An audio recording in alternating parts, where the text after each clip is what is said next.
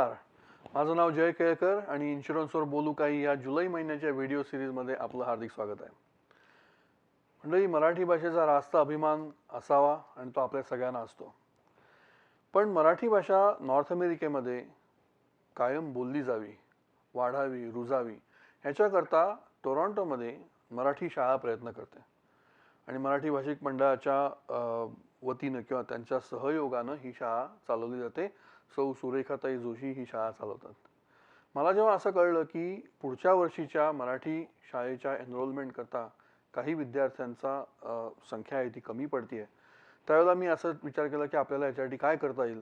तर मी आज असं जाहीर करू इच्छितो की जे पालक आपल्या पाल्यांना आपल्या मुलांना मराठी शाळेमध्ये एनरोल करू इच्छितात, इथून पुढे त्या पहिल्या 10 पाल्यांना जय केळकर इन्शुरन्स आणि इन्व्हेस्टमेंटकडून $25चं गिफ्ट सर्टिफिकेट प्रत्येकी दिलं जाईल. मराठी भाषिक मंडळाच्या फेसबुक पेजवर तुम्ही सुरेखाताई जोशींना कॉन्टॅक्ट करू शकता. त्यांच्याकडनं जी मला लिस्ट येईल पहिल्या 10 स्टुडंटची, त्यांना हे गिफ्ट कार्ड दिलं जाईल. मंडळी, इन्शुरन्सवर बोलू काहीच्या पुढच्या भागामध्ये एक विशेष अतिथी, विशेष गेस्ट आपल्याकडे येणार आहेत. त्यांच्याशी आपण एक खूप इंटरेस्टिंग चर्चा करणार आहोत, खूप माहिती त्यांच्याकडनं घेणार आहोत. त्यामुळे तोपर्यंत तुम्ही ट्यून राहा. लवकरच भेटू इन्शुरन्सवर बोलू काहीच्या उत्तरार्धात. धन्यवाद.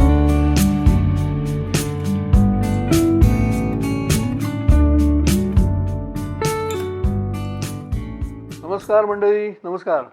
इन्शुरन्सवर बोलू काहीच्या उत्तरार्धामध्ये आपलं पुन्हा हार्दिक स्वागत आहे. मी तुम्हाला मगाशी म्हटल्याप्रमाणे आज आपल्याकडे एक स्पेशल गेस्ट आलेले आहेत आणि त्यांना कुठल्याही प्रकारच्या इंट्रोडक्शनची गरज नाही. तुमच्यापैकी अनेक लोक त्यांना ओळखतात. श्री चिन्मय कुलकर्णी दस्तूर खुद्द आपल्या समोर स्टुडिओमध्ये आहेत. नमस्कार मंडळी. मी आशा करतो ह्या पॅन्डेमिकमध्ये तुम्ही सगळेजण सुखरूप असाल आणि मिस्टर केळकरांचे पण मी खूप आभार मानतो की त्यांनी मला बोलवलं आज ह्या इन्शुरन्सवर बोलू काही या कार्यक्रमासाठी. सो मी खूप खुश आहे की केळकरांनी त्यांचा अमूल्य वेळ दिला बिझी स्केड्यूलमधून आणि मला इथे बोलवलं. It's a pleasure Chinmay.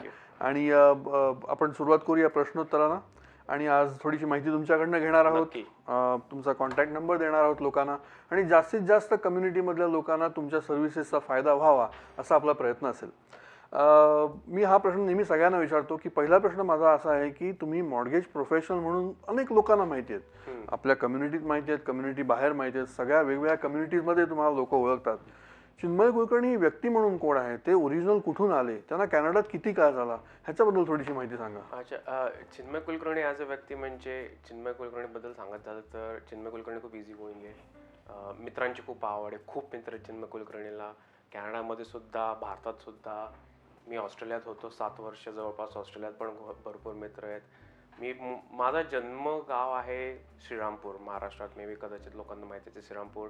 माझं 12वीपर्यंतचं शिक्षण नगरमध्ये झालं, कारण माझे बाबा नगरचे आहेत, आई माझी श्रीरामपूरची आहे. मग नंतर पुण्यात मी शिकलो 4 वर्ष. त्याच्यानंतर ऑस्ट्रेलियाला शिकलो जवळपास 4-5 वर्ष. आणि गेली 7 वर्ष झालं कॅनडामध्ये राहतो. आणि जवळपास 6 वर्ष झाले मी वेगवेगळ्या कॅनेडियन बँकिंगमध्ये काम केलं आहे. ऑस्ट्रेलियात सुद्धा बँक्समध्ये मी काम केलेलं आहे. आणि चिन्मय ॲज अ व्यक्ती म्हणजे easy going, again very friendly, गप्पा मारायला खूप आवडतं. मी तसं खूप ॲब्सोल्युटली. मला जेव्हा since when we know each other, म्हणतात ना की यारो के यार टाईप, म्हणजे that's the kind of personality you have. So it's really nice. मला तुम्हाला एक हे तर आपण तुमचं बेसिकली तुम्हाला किती काळ झाला इथून? 6 वर्ष तुम्ही कॅनडामध्ये बँकिंग आणि मॉर्गेज रिलेटेड फील्डशी तुमचा संबंध आहे. मला तुम्हाला हे विचारायचं आहे की ॲज अ प्रोफेशनल किंवा as a service professional, insurance agent असतात, रिअल इस्टेट एजंट असतात आणि काही असतात. तुम्ही मॉर्गेज एजंट किंवा मॉर्गेज ॲडवायझर म्हणून तुम्ही का हे व्हायचं ठरवलं? मला ॲक्च्युली खूप लोकांनी हा प्रश्न विचारला होता. ॲक्च्युली त्याचं कारण असं, मी गेली वर्ष कित्येक वर्ष बँकिंग इंडस्ट्रीमध्ये काम करतोय आणि माझ्या कामाचं स्वरूप मॉर्गेज आधीसुद्धा इन्व्हॉल्व होतं माझ्या कामामध्ये, पण तो फुल टाईम फोकस कधीच नव्हता. आणि मॉर्गेज बिझनेसमध्ये जाण्याचं मेन कारण म्हणजे मला आपल्या लोकांना मदत करायला खूप आवडतं की जेव्हा ते त्यांच्या आयुष्यातली सगळ्यात मोठी ॲसेट विकत घेत आहे आणि ती मी कशी फुलफिल करू शकतो त्यांना मॉर्गेजची मदत करून, हे जे मी काम करतो त्याच्यात मला खूप आनंद मिळतो. तर म्हणून ह्या क्षेत्रामध्ये मी यायचा विचार केला की येऊया आणि आता झाले मी मॉर्गेजमध्ये आहे. अगदी अगदी खरं आहे. कारण जसं प्रत्येक जण ह्या जर्नीतून जातो की आल्यानंतर पहिले आधी रेंटल अपार्टमेंट, मग स्वतःचं घर, मग आणखीन मोठं घर. त्यावेळेला त्यांना एका चांगल्या मॉर्गेज प्रोफेशनलची कायमच गरज भासते. आणि लोकांना तो एक अनुभव आला की तुमचे अनेक रिपीट क्लायंट्स आहेत. As we were discussing you said की माझे अनेक क्लायंट आहेत की ज्यांनी अनेक घरं माझ्याकडनं घेतलेत, इन्व्हेस्टमेंट प्रॉपर्टीज पण घेतल्या आहेत मॉर्गेजचं काम करून. स्वतःचं घर सुद्धा मोठं केलंय. सो एकदा लोकांना एका ठिकाणी चांगला अनुभव आला की लोक त्या माणसाला धरून ठेवतात. जसं आपल्याकडे हँडीमॅन असतो, चांगला हँडीमॅन मिळाला की लोकांना तो हवा असतो की अरे हा नंबर सोडू नका. तसं येते. आणि हे खूप चांगलं आहे की तुम्ही आपल्या कम्युनिटीतल्या लोकांना आणि बाकीच्या कम्युनिटीच्या लोकांना देखील तुम्ही ते स्वप्न घराचं जे आहे ते फुलफिल करायला मदत करता. घरं तर अनेक आहेत आणि तुम्ही म्हणता की हो मला हे घर आवडलं किंवा हे घर आवडलं, पण त्याच्या मागे जो बेस आहे मॉर्गेजचा ते जर अप्रूव्ह झालं आणि ते जर प्रॉपरली अप्रूव्ह झालं तर ते घर घेण्यामध्ये खरी मजा येते. आणि मला पण खूप आनंद मिळतो की प्रत्येकाला मदत करण्यासाठी की कारण होम बाईंग जर्नी तशी टीडीएस असते, खूप सारे प्रश्न असतात, लोकांना कळत नाही कुठून आवडून से कळत नाही, पण खूप ओव्हरवेल्मिंग असतो हा एक्सपिरियन्स की कुठून सुरुवात करावी. नक्कीच. आणि मग मला खूप आनंद मिळतो की मी त्यांना गाईड करतो की स्टेप बाय स्टेप प्रोसेस कशी असावी. आणि होपफुली एवढाच माझा एक प्रयत्न असतो की त्यांची सगळी होम बाईंग जर्नी एकदम व्यवस्थित व्हावी. तेच मी एका मित्राशी बोलत होतो आणि तो म्हणला की माझी हेल्थ एकदम चांगली आहे. म्हटलं हरकत नाही, ब्लड प्रेशर हवं असेल तर मॉर्गेज घ्यायला सुरुवात. नाही मग माझा उद्देश तोच आहे की त्यांना ब्लड प्रेशर येऊ नये मॉर्गेज घेताना. Absolutely, very nice. बरोबर. रादर त्यांचा एक्सपिरियन्स सगळ्यात स्मूथ असावा. Correct, very nice. तर थोडं आता पुढचा प्रश्न मला असा आहे की आता थोडंसं आपण मॉर्गेज विषयी बोलूया की कोणी म्हणतं फिक्स घ्या, कोणी म्हणतं व्हेरिएबल घ्या, कोणी म्हणतं 5 वर्षाचा घ्या, कोणी म्हणतं 3 वर्षाचा घ्या, कोणी म्हणतं 1 वर्षाचा, कोणी म्हणतं 10 वर्षाचा घ्या. हे काय आहे सगळं म्हणजे हे आणि कोणाला काय सूट करतं? आय मीन या प्रश्नाचं उत्तर तसं देणं खूप अवघड आहे. कारण प्रत्येकाची सिच्युएशन वेगवेगळी असते की कोणाला व्हेरिएबल रेट सुटेबल होत असेल तर तो काही लोकांना तो नाही होणार. प्रत्येकाची इंडिव्हिज्युअल सिच्युएशन फायनान्शियल वेगळी असते, रिस्कची ॲपेटाईट वेगळा असतो. रिस्क मी जेव्हा म्हणतो तेव्हा इंटरेस्ट रेटशी रिलेटेड असतं, म्हणजे बाकीच्या गोष्टींची काही रिलेशन्स नसतं त्याचं.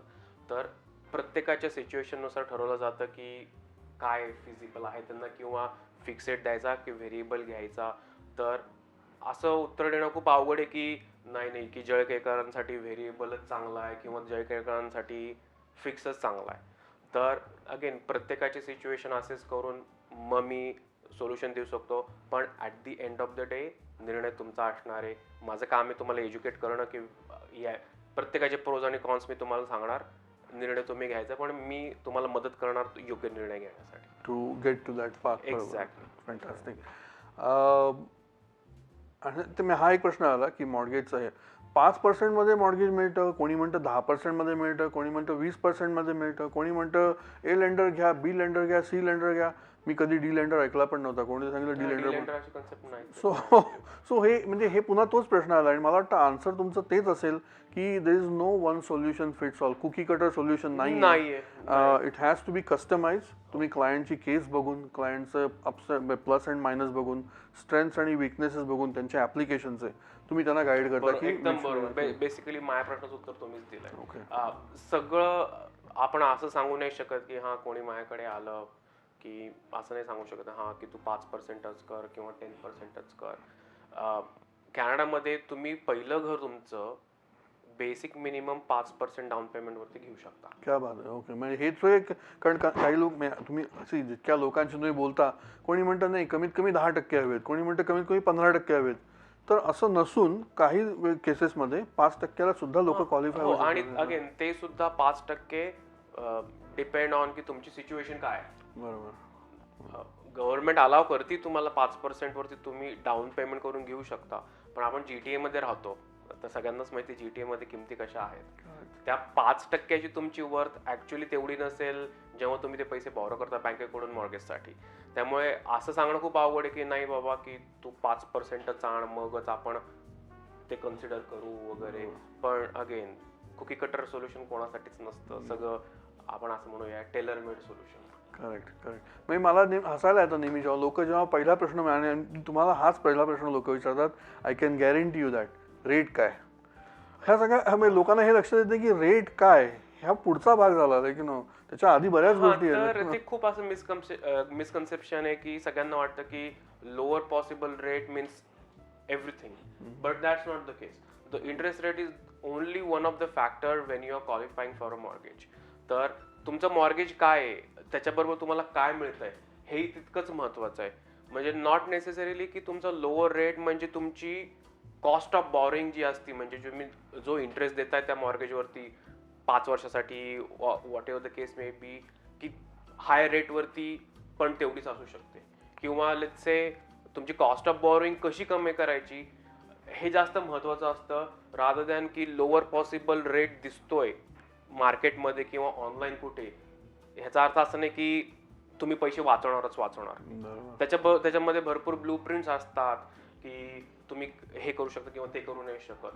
पण on the other hand interest रेटचा पर्सेंटेज जरी जास्त असला तरी त्याला वेगवेगळ्या स्ट्रॅटेजीज असतात की त्या इम्प्लिमेंट करून तुमची जी कॉस्ट ऑफ बॉरिंग असती ती मे बी त्या लोअर रेट पेक्षा आपल्याला कमी करता येईल. त्यामुळे हे मिसकन्सेप्शन आहे की नाही लोअर रेट इज एव्हरीथिंग. तर I recommend like for me lower rate is not the everything. Important thing is that how much you can qualify, then we'll talk about the rate. Correct. Rate is not the only mandatory factor. Correct. But is only one of the factors. Part of the process. Part of the process, yes. एक प्रश्न मला असा विचारावा वाटतो की एवढे mortgage broker आहेत, Facebook उघडा, व्हॉट्सअप उघडा, हे करा, आणि एवढ्या बँका आहेत, एवढे लेंडिंग इन्स्टिट्यूशन्स आहेत, वाय चिन्मय कुलकर्णी?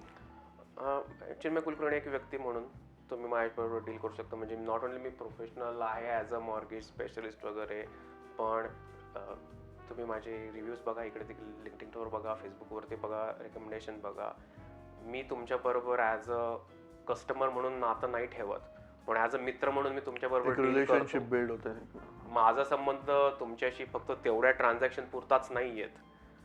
म्हणजे त्याचे व्हॅलिडेशन तुम्हाला भरपूर मिळते. तुम्ही ज्या आपल्या मराठी बांधवांनी भगिनींनी माझ्याकडून मॉर्गेज घेतले त्यांना तुम्ही विचारा, म्हणजे इझी गोईंग अप्रोच, आणि जय केळकरांना पण तुम्ही विचारू शकता. हो, तुमचे केवढे तरी रिव्ह्यूज फेसबुकवरती आणि तुम्ही जसं मी माझ्या बऱ्याच पोस्टमध्ये असतं की आपले कॉमन क्लायंट्स खूप आहेत, आणि याचं कारण एकच आहे की प्रोफेशनलच्या ठिकाणी प्रोफेशनल, फ्रेंडलीच्या ठिकाणी फ्रेंडली, आणि ते एक रिलेशनशिप आपण बिल्ड करतो क्लायंट बरोबर, आणि ते खूप इम्पॉर्टंट आहे. You are not a machine, you are not an equipment that just spits out rates और paper work like you know. मग तसं जर असेल तर मग माणसाची किंवा चिन्मय कुलकर्णीची काहीच गरज नाही. तुम्ही आपलं स्वतःचं मॉर्गेज ऍप्लिकेशन ऑनलाईन पण आजकाल करू शकता. पण हाच फरक आहे चिन्मय कुलकर्णी किंवा ॲज अ ह्युमन बिईंग, किंवा त्याचे फिंगर होल्डिंग आहे to walk through the whole process, that is very important. Like you know sir, fantastic. हा इंटरव्ह्यू असा चालू राहील, पण तुम्हालाही वेळ कमी आहे, त्यांना वेळ आणखीन कमी आहे. सो मला शेवटी चिन्मय असं विचारावं वाटतं की तुमचा फोन नंबर, तुमचा वेबसाईट ॲड्रेस असेल तर किंवा कॉन्टॅक्ट इन्फॉर्मेशन तुम्ही शेअर करा, आणि मग आपण हा इंटरव्ह्यू इथे संपला असं जाहीर करू. डेफिनेटली. माझा फोन नंबर फेसबुकवरून पण मिळेल तुम्हाला, पण तरी सुद्धा 9052262405. तुम्ही इनफॅक्ट गुगलवरती पण मला सर्च केलं Chinmay Kulkarni mortgage specialist BMO, तुम्हाला माझी सगळी कॉन्टॅक्ट इन्फॉर्मेशन मिळेल. फेसबुकवरती पण आहे, माझं फेसबुक बिझनेस पेज आहे. तुम्ही लिंक्डइनवरती मला पण सर्च करू शकता. तर माझा सोशल मीडिया प्रेझन्स भरपूर आहे, आणि माझे बिझनेस कार्ड पण मी शेअर करेल सगळ्यांबरोबर, आणि डेफिनेटली मला खूप आवडेल प्रत्येकाला मदत करण्यासाठी मॉर्गेज संबंधी. So thank you so much. सगळ्यांचे आभार मानतो, आणि सगळ्यात महत्त्वाचं म्हणजे जय केळकरांचे पण मी खूप आभार मानतो. Very welcome. Thank you so much. Absolutely. So मंडळी, तुम्ही बघितलं इन्शुरन्सवर बोलू काही जुलै महिन्याचा हा कार्यक्रम इथेच संपला असं मी जाहीर करतो. इन्शुरन्स संदर्भात तुमचा कुठलाही प्रश्न असेल 647-707-7489 तुम्ही मला फोन करू शकता. Life insurance, critical illness, disability insurance, मुलांचा एज्युकेशन सेव्हिंग्स प्लॅन किंवा ट्रॅव्हल इन्शुरन्स जे आता ओपन होत आहे, मला जरूर फोन करा. मी असं नेहमी म्हणतो की तुम्ही जर इन्शुरन्स किंवा लाईफ इन्शुरन्स गेल्या 1 वर्षात घेतला असेल तर chances are very very high की मी तुमचा रेट बीट करून ते सेव्हिंग तुमच्या खिशामध्ये अजूनही टाकू शकतो. त्यामुळे आपली पुन्हा भेट होईल 1 ऑगस्ट 2021. तोपर्यंत स्वस्थ राहा, सुरक्षित राहा, कुटुंबातल्या एकमेकांची काळजी घ्या, आणि चिन्मय इथे आल्याबद्दल तुमचं मनपूर्वक आभार, आणि आपण लवकरच बोलू. थँक्यू.